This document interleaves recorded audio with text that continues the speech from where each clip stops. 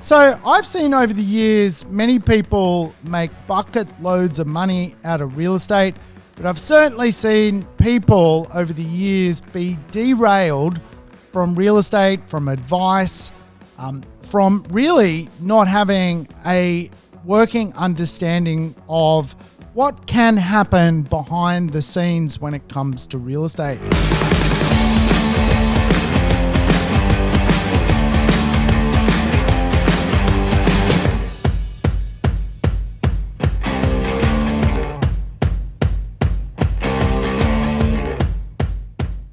Welcome to the Urban Property Investor. I'm your host, Sam Saggers, here to help you crack the code of real estate wealth. Today's show, we're going to code crack. I tell you what, we're going to dig into what pisses me off about the real estate community. Yes, I'm blowing the whistle.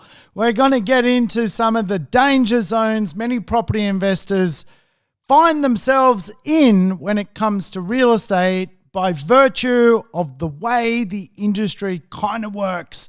I'm going to lift the lid on this one, folks. So stay tuned, buckle up. We're going to have some fun. We're going to talk property. We're going to talk problems in the real estate marketplace. And of course, some of the pitfalls and challenges that you may be exposed to as a real estate investor. So I tell you what, thanks for tuning in. And if it's your first time coming along to the Urban Property Investor, welcome aboard. We're a mad bunch in this tribe, but we love real estate. And a big part of my journey is simply sharing information which I've learned over 3 decades of being involved in the real estate community. I tell you what, if you don't know much about me, my background today is very much talking on behavioral economics when it comes to real estate. But I have been involved in all facets of real estate you can imagine. And over the last really 2 decades, have been involved in being a buyer's agent, but also coming into really an investment specialist when it comes to real estate. So I've seen over the years many people make bucket loads of money out of real estate, but I've certainly seen people over the years be derailed from real estate, from advice, from really not having a working understanding of what can happen behind the scenes when it comes to real estate. Today, I've put together my top 11 things that really piss me off about the real estate industry. And I want to share them with you so that you can absolutely start to read between the lines in some of the things that occur in real estate. Make sure you're doing business with really a trusted team, people, professionals, buyers agents, finance brokers, whoever it may be, that absolutely have your best interest at heart and, of course, can help you navigate through what is quite often a very dangerous marketplace full of pitfalls and problems. So I want to give you some insights into potentially how not to end up the clickbait. And really the first thing that really pisses me off about real estate is, without question, the clickbait that is out and about in real estate. Now, once upon a time, certainly when advertising was done more conventionally through real estate newspapers and of course websites, I felt that clickbait was not such a thing because regulators had a very good visibility on the real estate marketplace. Now, of course, regulators are very challenged to see what is occurring inside of real estate because Facebook really is the biggest advertiser of real estate today. And of course, a lot of the real estate when it comes to investment is driven through Facebook.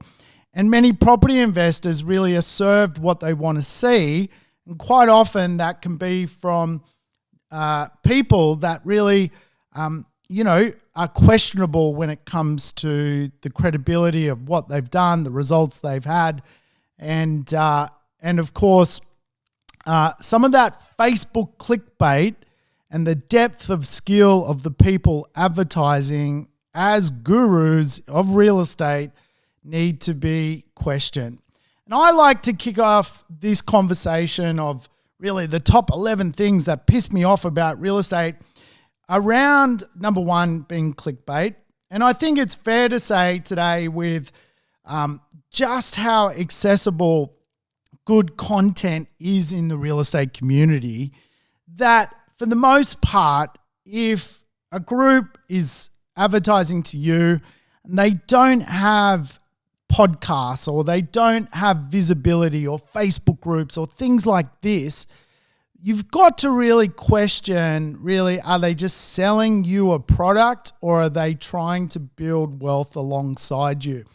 And today you're listening from a podcast, and I absolutely think the best players in this industry are highly ranked on podcasts, and I can tell you the best of the business really do, put out great content for not only their raving fans, but also for the general public to learn new skills and ideas and really equip themselves to play this thing called real estate. So be careful who you're listening to is the first thing that pisses me off about real estate. I think there's certainly always some gurus out there that put it out there that they can make you money quite quickly. And certainly that clickbait, without question, lures people in. Now, if I was to go on Facebook and put an ad up, I'm going to make you $200,000 guaranteed from real estate, do you think I would get a few leads? Absolutely I would, right?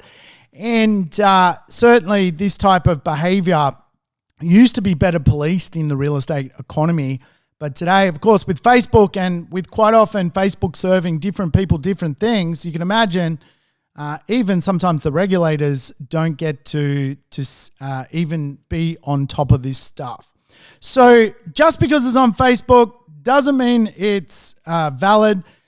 How do I screen really the real deal property people and people who are just Facebooking? I would say the depth of content is really, really important. And again, I think the top podcasts in Australia are usually driving some of the best content. And of course, one would argue, particularly in the property sector, if people are delivering content, without question, their education focus, if they're education focused, they've probably got your best interests at heart. So that's the first thing. Second thing that pisses me off, it also comes from Facebook, and I call it Facebook Jan or Facebook Karen. We've all heard of COVID Karen, annoying COVID Karen who had too many walks around her local community and complained about COVID. But I think for a lot of people in the real estate community, they can do a better job as property investors than asking people on Facebook their opinion. And of course, I'm all one for community. I've got some great Facebook communities, and I think some great questions and banter and conversation pieces do arrive from things like Facebook groups. But don't make a $500,000 decision by asking someone on Facebook, what their opinion is, and then taking their opinion as gospel. Obviously, people talk on Facebook, talk on social media. It's a great social network, but don't really misinterpret the social side of it with proper, great, foundational real estate advice. So my first thing that pisses me off is, without question, the fake clickbait. Second thing is really Facebook and asking Jan questions, and then, of course, potentially going and acting on those questions. The third thing that pisses me off about real estate and property investment and trying to make money out of this thing called real estate is quite often we can let really people with, no vested interest in us as humans, no vested interest in where we're going on this journey of property investment, derail us. And a classic example of this is quite often, for example, in Queensland real estate agents are really well known for this. As soon as they work out that someone is from outside the city, they're not from Queensland, sometimes they call us Southerners. It's very common that many real estate agents will basically meddle with the price to get the listing, to sell the property at a discount. What I've seen so often in real estate in particularly Southeast Queensland is Brisbane agents will, for example, as soon as they work out that you're from outside of Brisbane, they immediately realize if they can scare you, say you pay too much for property, tell you that, no one in Brisbane would ever live in that part of Brisbane, they can win your listing, and they sell real estate on fear. They win business on fear. They create a lot of fear and anxiety for many property investors who bought real estate and they don't live nearby. What they go and do is fear-based list the real estate at much lower than really what the real estate is worth. And they do this for turnover. Now, I've been enrolled in real estate a very long time. I'm trying to master this thing called real estate. I've been involved in investment businesses in real estate, retail businesses in real estate. I'm involved in the oldest retail residential real estate franchise in Australia. It's over 100 years old. And really, during that period of my life, I've got to recruit great people, work alongside fabulous people as part of a team, and I've got to interview a lot of people. And quite often, one of the things that is brought up, particularly in Queensland, is quite often when I go to interview people, one of the skill sets that some agents bring to the business or try and bring to the business is this idea that they can create listings through fear and sell properties in volume by almost like cheating the market. And of course, they never get the job with me, and it's something which just really irks me. It pisses me off no end that some good person's gone to such hard work to buy real estate, hold it, and then they're meddled with by an agent who potentially has only been in the industry a couple of years. And of course, they create these patterns of thinking that the person from Sydney or Melbourne or Perth or Adelaide has bought a really dud property, and as such, they meddle with them until they sell. And of course, those people cheat them out of big opportunities to create capital growth. Now, I had a client which I helped buy literally 3 years ago in Brisbane. They bought this really nice house in the middle ring of Brisbane. They paid like $550,000 for it. They basically wanted to sell. They decided just after 3 years that they wanted to get out of real estate. Now, I told them, hey, your asset is about to skyrocket in value. Brisbane's about to boom. Please don't do this. The agent, though, got into their ear and told them that the market was going to go down, that there was an oversupply coming in their suburb, that Brisbane itself was going to be oversupplied, and started feeding fear. And lo and behold, the client, who was a bit vulnerable, going through a bit of a rocky time in their life, took the fear and sold the property. And what's so interesting to me now, just sort of literally a few months after this process unfolded, was just how valuable that real estate is right now. And I rang the client and I said to the client, I hope you're doing well. I know you're going through a rough drop, but I just wanted you to know if you could have held on for a couple more months, the price now for that asset is much higher. It's jumped close to $75,000, and it looks like it'll probably head on into being worth, over $100,000 more. in just 3 years. That's an extreme outcome. And the client talked to me in very candidly and said that at the time they kind of went through this momentary, almost like scotoma, which was about almost like going blind and listening to the noise. And they listened to this agent and they were deeply regretful that they'd listened to someone put so much fear into them. Remember, agents get listings through either promising to sell your real estate for more than what it's worth or making you very, very, very nervous around what you own. As a property investor, we really want to be well conditioned that we're not going to fall for the fear factor, okay?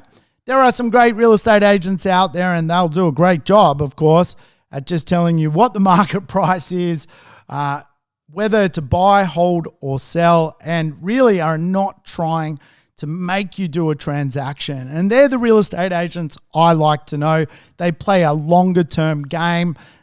And certainly I've got to know them over the years with my assets that I own real estate in. And I think it's a really crucial thing for people who own real estate anywhere, whether it's local or interstate. Get to know a real estate agent, not that you're looking to ever sell, but just someone who's willing to be a community-based realtor to serve your needs and really help you comprehend the value proposition of your asset on any given day without putting fear into your skin that it is time to sell and you've done the wrong thing. Third thing that pisses me off about real estate is absolutely real estate agents that are dirty-handed. Can't stand them. They annoy me. Now, the fourth thing is buyer's agents. Yes, buyer's agents. Do they piss me off? Well, not all of them. 75% of them are great. 25% of them, though, really absolutely piss me off. I think the best buyer's agents, as I alluded to in fun fact number one, probably have a great podcast and are worth listening to and doing business within if you're in their patch or area to buy real estate with him. But what I can tell you about the buyer's agency space, if you like, is licensing-wise, real estate agents that fundamentally can either help someone buy real estate and sell real estate are generally more qualified than a buyer's agent.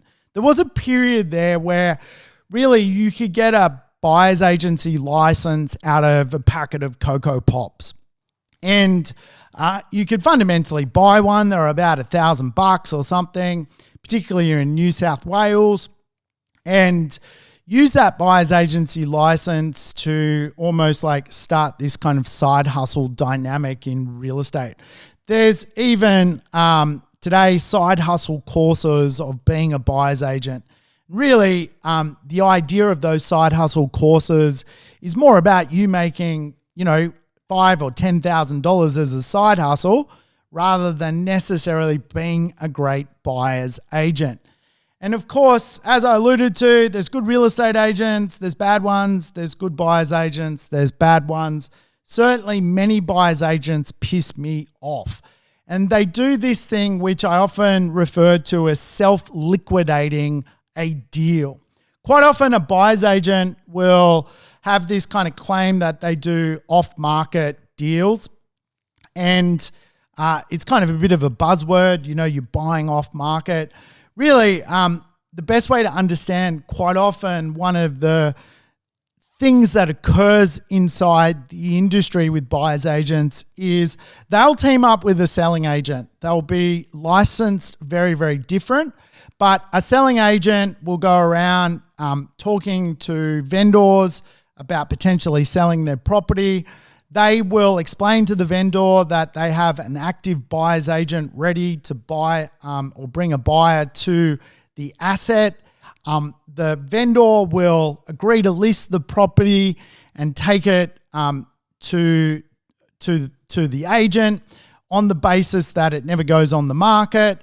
And then the selling agent, who has taken quite often this property out of the property management rent roll which they manage, then talks to a buyer's agent about exclusively buying this property. So the buyer's agent then, of course, basically advertises to their group of supporters that they have fundamentally got this deal off market, and it's all pre-arranged. And in real estate, we often refer to this as self-liquidating, right? So you have a property management rent roll. You're the selling agent. You want to take a property out of your rent roll and list it. You're going to use some sort of technique to make the investor inside of that rent roll as a landlord sell their real estate. One of the techniques often used is to say, we don't need to put it on market. We're going to use a buyer's agent. The buyer's agent obviously is interested in the idea that they can promote that the deal is not online, it's nowhere to be seen, and it is some sort of special deal. They then promote the deal, place a new investor into the deal. That new investor then joins the property management service of the selling agent, and the selling agent retains the listing or the property management to do it all again 3 or 4 years later. And there's this kind of circle of influence and an investor in the middle. What really pisses me off about this is, was that real estate given the best chance to sell at the best possible price? Do we even know if the buyer ended up paying the right price because the real estate was never market tested? In other words, quite often to find market value, you need a few willing buyers and willing sellers to see where the real estate actually is. And it is very, very common today, particularly in northern pockets of Brisbane, for buyer's agents to do what we call self-liquidating. They basically team up with a selling agent who works out how to list the property and use the buyer's agent as fundamentally the sales solution. So it's almost like vertically integrated. And one would argue it would probably be more ethical and definitely potentially in the buyer's best interest to see where that real estate really sits within the market. So that pisses me off. The fifth thing that pisses me off about real estate is fake awards. Yes, people get a lot of fake awards inside the real estate industry and absolutely get fake awards inside much of the media within real estate. Now, there's all sorts of awards across all sorts of industries, and there's nothing wrong with giving someone a pat on the back and encouraging them to be better than what they are. Probably what pisses me off most about real estate investment is definitely probably the magazines associated with real estate. They quite often sell awards, so you can become, the real estate investment agent of the year. It's really simple. You simply just pay for it and you're given and granted such a title. Again, it really irks me because a lot of people, for whatever reason, can't read between the lines when it comes to fake news and the fake media. The fake media are happy to absolutely take some money and cash for comments, I guess you would call it, and turn someone into a excellent proposition by virtue of awards. And again, there is really you can ring the magazines yourself and ask for the payment structure to win an award. It's absolutely bonkers, right? So again, I think what pisses me off about that is so many property investors almost like, I guess, see this kind of testimonial from the award and then almost like feel so much faith that they're doing the right thing by using that particular person or group or whatever it may be. So just be wary about that kind of stuff. Certainly some awards are very well earned and very well deserved, but other awards are without question just a matter of, filling out a web form or making a payment or making a contribution or buying some advertising space. And as such, you get awarded. If you're going to be a magazine's best customer and buy advertising space off them, you are going to get the award. That's really how it works. And so some of the biggest spenders within advertising get some of the best awards. That's the nature of the beast. But I just want you to understand what is behind the scenes with this stuff so you can absolutely make your own decisions when it comes to, who to assess to work with within the real estate section. Probably the sixth thing that really pisses me off about real estate is foreign investment into the real estate community, and really the real estate that many foreigners buy just sucks. Local people wouldn't actually buy it, and it becomes an eyesore on the community.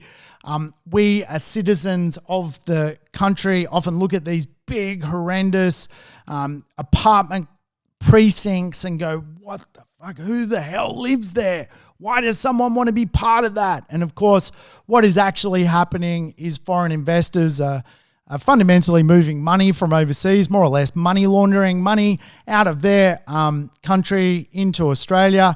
And the Australian government and state governments all encourage it because that more supply creates better affordability in rents and better affordability overall because fundamentally the market has to deal with more supply. But the foreign investor, quite often they're just buying assets again, which really, you can't swing a cat in. The local market doesn't want it. And if anything, from a viewpoint of just seeing buildings which are ugly, it really irks me. It really pisses me off about real estate that there's just so many ugly apartment complexes out there. Hence why when I find good ones, I don't mind actually investing in them because there's just so many bad ones out there which really irk me and piss me off. The seventh thing, are we up to the seventh? I don't know. I think we're up to the seventh is real estate investors that have no doctrine. Oh man, they piss me off. So many investors out there, and I mean people who want to go for it as a property investor have no doctrine. They have no roadmap. They have no idea where they're going. They don't really have a time plan. Their goals are not time bound. They don't know what they value. They're just sort of feeling their way through this thing called property. And it really irks me because there are so many good groups out there to work with, and planners and coaches and mentors and agents and buyer's agents that really can take what you may or may not yet know and put it in a plan and help you get to where you want to go faster. And I think what irks me and pisses me off about real estate is a lot of people are just scared of the idea around, paying for a little bit of advice and just getting some professionals to work for them. And I often think that, that fear of spending a couple of $1,000 is because we're not having conversations like what I'm telling you. And I really want this show to really highlight that potentially you can navigate to a very good investment group or buyer's agent. Just understand really that there is a lot of mess out there in the real estate community. And if you can start to work through the danger zone of the people you do not want to do business with, there are some great people to absolutely do business with. And again, little tip, the best are probably well received on podcasts and things like that today and got great views online. They're the people giving the content, building the community, helping the investors of tomorrow succeed. And, again, it's not a plug to work with me, but I'm just saying, like, at the end of the day, if a guy's putting shit on Facebook clickbaiting you and then he's got no content, what the hell do you want to do business with that guy for? Because again, investors with no doctrine, no roadmap, find themselves years later in a property they shouldn't have bought, in an area they don't know anything about, with tenants that fundamentally are half a week away from being broke. That does not sound fun to me. I guess when it comes to this idea of building wealth through property, one of the challenges and what pisses me off about real estate is the idea of confirmation bias. Certain people in the industry, many financial planners, for example, have confirmation bias about property. They don't understand it, so they direct people away from it. And this is quite often where you see, in particular in financial planning, far more confirmation bias around going into equities over real estate. And I think, again, for people building this thing called wealth, they need to be able to call out their accountant or financial advisor and say, hang on a minute, are you a real estate accountant? Are you a real estate financial advisor? My doctrine is about real estate. And again, it comes back to your doctrine. What are you trying to achieve and what tools are you going to use to get there? And again, if you don't know, your financial advisor is probably going to use some sort of confirmation logic that they have to direct you into something that they know for you to go to. And that may not be the best thing for your wealth creation journey. Absolutely. Now, I think we're up to 9. Are we up to 9? I think we're up to 9. Are we up to 8? I can't remember. The 9th thing that really pisses me off about real estate is venture capitalists. Yes, venture capitalists. Jeez, these venture capitalists, oh man, I'm going to say it, fuck, they annoy me. And they use people almost like as guinea pigs to create this kind of tech business which is going to revolutionize and change the whole freaking world. And again, they bait people with special offers, usually for free or for some sort of, low-cost product so that they can re-advertise that everyone's joining and doing this kind of like tech thing inside the real estate sector. Now, venture capitalists have come and gone, and they continue to come and go on because they're actually not driven through the idea of being profitable as a business. They're actually propped up by seed capital from capital raisers. Now, think of, I think sort of 2 years ago we had, Purple Bricks come through Australia. They'd never made a profit. They pitched that they will sell your real estate for basically a can of Coke. They will sell it for a couple of $1,000 flat fee or whatever it was. And, many people obviously didn't take up the offer because they soon went into, basically insolvency inside of Australia and had to leave, right? Because they had never made a profit. It was all about venture capital. It was about the idea of starting something adventurous, putting capital in from investors and hoping the business comes together. And again, in Purple Bricks case, I'm not sure if they liquidated or went insolvent or just but whatever happened, they left the industry, right? And you see this now inside of property management. There is so many property management little businesses that claim that they can manage your property for $20 a week or $100 a month, and driven by basically outsourcing their entire model to get a result. And there's some companies today which are just doing my head in that someone who spent $500,000 buying a property wants to use a venture capitalist to manage their real estate. These companies have never made a profit. In fact, they go through so many capital raises to build their business platform. Usually within a couple of years, they are exiting the scene, so to speak. And they sell A-class shares, B-class shares. They raise so much money. And I often do a little bit of sort of dialogue with them from a business to business sort of dynamic. They're always contacting me and sort of saying, hey, you know, we're this company and we're backed by this person, or and I ask them, have you ever made a profit? Has your business ever made a profit? And the short answer is no. They're propped up through venture capital.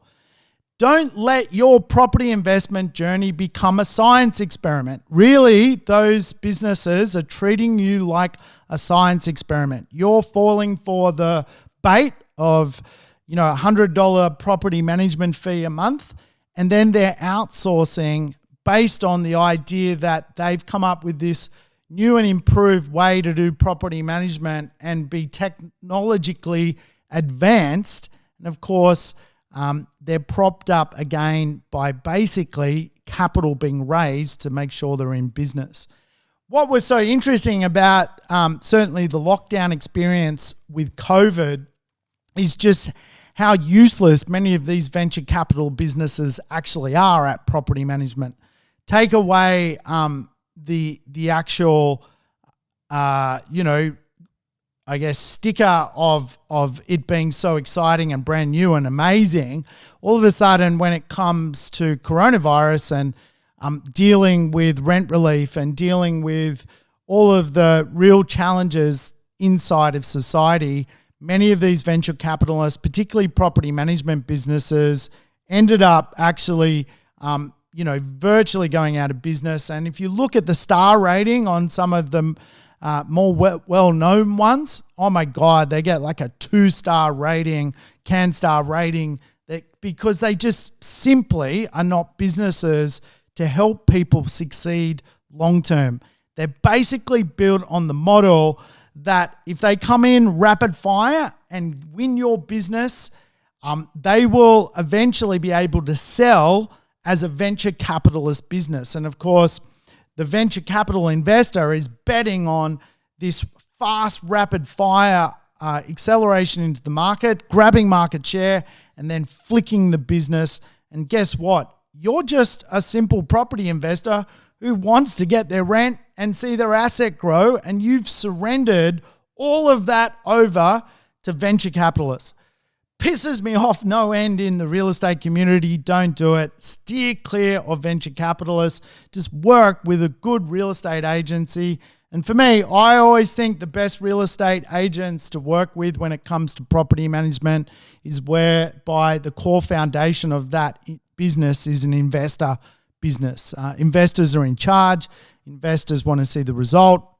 And of course, because investors are in charge, they understand investment. That's the reality of it. The 10th thing that pisses me off about the real estate industry, and it is also linked to property management, is it's a bit of a Queensland thing, to be honest with you, is mum and dad or ma and pa Kettle, the property manager who bought an on-site management rights. In Queensland, there is a thing called on-site management rights. What that fundamentally means is strata schemes and community schemes where there's more than one property, basically commonly in Queensland, appoint an on-site manager, someone to be the caretaker of that complex. And again, just like buyer's agents, 75% of them are great, 25% of them are shit. Real estate agents, 75% of them are good, 25% of them want to spook you. On-site managers, 75% of them are great and 25% of them are just terrible. What they do is, if they are lazy, if they really just bought the on-site management business for the income stream that comes out of getting paid to be on site from the strata scheme, as well as being paid to be the small little property manager at the actual building.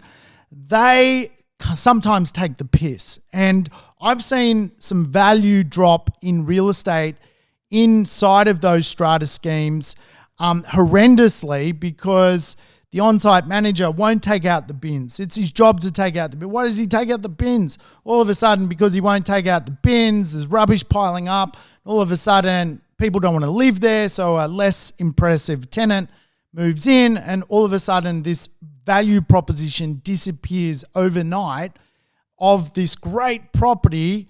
It turns into fundamentally a slum. So on-site managers that manage like a slumlord are a big no-no for me. And again, there's some great on-site managers that are revolutionizing what it means to own a property in a strata scheme. They're doing things like, literally, co-shared bicycles and creating community and creating vegetable gardens and running the complexes like they are there to serve the people that live inside those complexes, which is just fantastic. It adds so much value to the real estate. And then you got the polar opposite, the missing manager who's taking the piss out of many people who quite often are investors sight unseen from different places, and they just let the complex deteriorate and deteriorate while you're paying them to actually see your asset deteriorate. And it pisses me off no end. I've actually tried to take one on-site manager to court. We had a bit of a stoush when it came to her opinion of on-site management, and certainly my opinion of on-site management.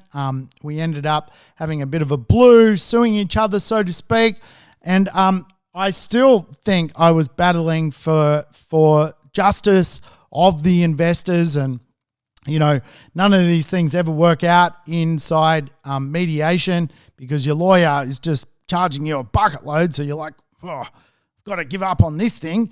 But I tell you what, on-site managers also, what pisses me off about them is quite often, because they bought a property management business, fundamentally, they paid a bucket load of money for it to buy it. They don't want to lose managements. So when an asset is sold off from an investor to an owner-occupier, that means that on-site manager is losing the value of their asset and fundamentally losing money. And so quite often what I've seen is really bad management, so that the investment never sells to an owner-occupier. It only ever attracts another investor who buys on the return, and the on-site manager gets to liquidate the business. In other words, they sell an investment property to another investor who buys the investment property off another investor, and the manager gets to retain the business. This to me just pisses me off no end. As a property investor, we want to buy real estate which attracts an owner-occupier to buy off us. So if we do sell, we're taking that property to the real marketplace, to things like the auction marketplace, and we're getting a really good price for it. We don't want to be messing about with some sort of investor sale to another investor sale. If you're really selling your asset to another investor, you've got to question what has happened during that process for you not to attract an owner-occupier to buy that asset off you. A lot of the time, what pisses me off about real estate is on-site managers. They seem to almost, it's like watching a prize fight, and the boxer is basically, one of the boxers is basically throwing it and not swinging air punches and not throwing or fighting. Really what you see, quite often in the industry is this kind of dynamic, right? And it really pisses me off. It's something to be really, really aware of when it comes to on-site managers. I actually wrote a book about that one. A little property management guide to understanding all these kind of little nuances. And certainly, as I alluded to, what I'm just trying to flag to you is the shit that goes on behind the scenes. And unless you're across it, you may just be cheated out of a big opportunity to make a lot of money out of real estate because of the vested interests of people inside the industry coming up with like ways to win your business. Now, I ended up starting a retail real estate business because I got, I really wanted to create a solution for investors where they can get their property management done by an investor who never wants to sell their real estate. They can work with retail agents in the industry without having to actually ever be prospected or pressured to sell. And I can tell you, I do that because ethically, I really want people to go the distance in real estate. I never want them to sell. I don't want them to fall prey to this kind of like marketplace, which is hunting. Remember, real estate is designed where you're a target, right? Real estate agents have to hunt people to sell real estate. And of course, if we're the prey and real estate agents the hunter, obviously there's going to be a bit of drama along the way. And so that drama is played out quite often in that dynamic. The final thing that pisses me off about real estate is certainly real estate agents that are not in the cloud. Yes, isn't it crazy to think that so many corner real estate agents, mum and dad corner realtors, which have done a great job over the last 30 years. It's a really aging dynamic at the moment, and many of those businesses are just no longer reinvesting in their business model.